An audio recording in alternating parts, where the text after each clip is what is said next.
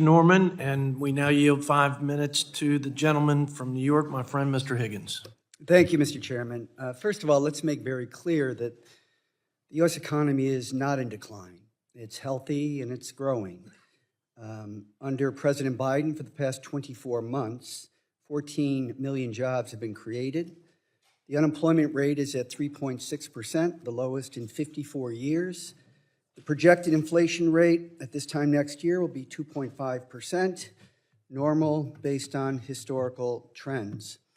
Under the previous administration, 3 million jobs were lost, including 300 million manufacturing jobs. That woke publication, Fortune magazine, said that under the Trump administration was the greatest job loss since Herbert Hoover. The United States economy is $23 trillion. It's nearly 1/4 of the world economy. U.S. Treasury bonds are the safest, most reliable investment in all the world.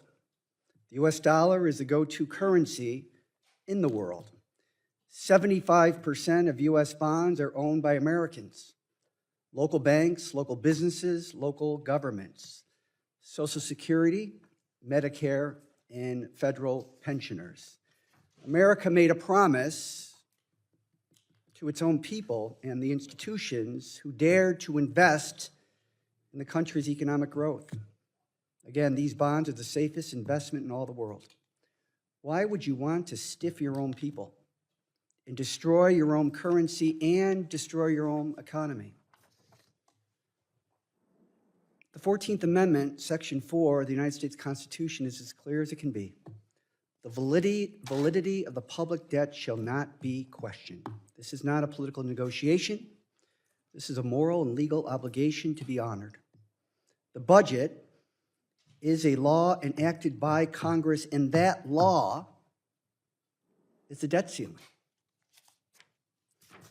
The U.S. needs to pay its obligations. And if Kevin McCarthy wants to petition the United States Supreme Court to allow the United States of America to default on its obligations to its own people for the first time in the United States history, that's on his speakership and on his party.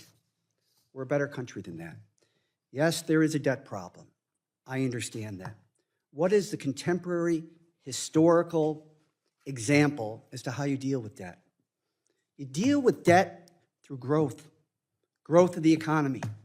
From 1992 to 2000, you had 4% economic growth each year sustained over an 8-year period.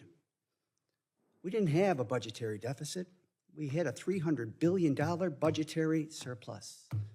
We paid $400 billion to reduce the overall debt. America is better than this. It is a constitutional obligation that we pay our debts, particularly when 75% of those are to our own people. When there is financial crisis in the nation, when there is financial crisis in the world, American debt and the investment in it is referred to as a flight to safety because it's a safe, sound economic investment. Mr. Gupta.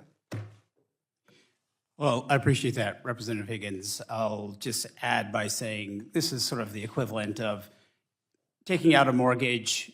The bank knows you can pay for it, believes you can pay for it, is happy to give you the mortgage, and you come to them and you say, you know, I have a side agreement with my family that I'm just not going to pay.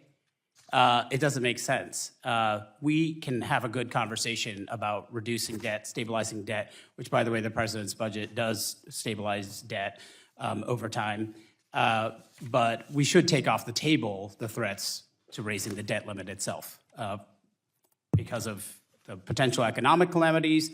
Obviously, there's constitutional questions, but I think it makes a lot of sense to look at including our military spending, which we've been told is going to be off the table under these caps.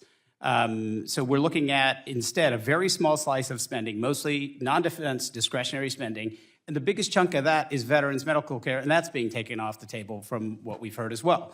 So that's a different conversation. But the U.S. economy, I want to note, has grown, and people are working. We actually have the highest employment to population ratio, which is now above the prior peak, on record except for the late 90s and 2000. when we also had a booming economy. I yield back.